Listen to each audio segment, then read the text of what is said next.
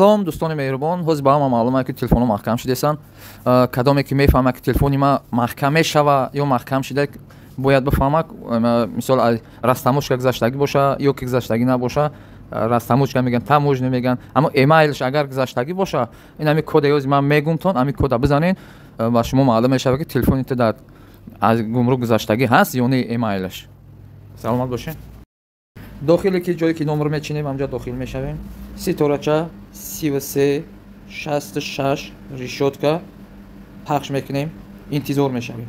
Я 3-4 минут пас сообщение меяд. Дархости шумо қабул шуд, интизори SMS бошед.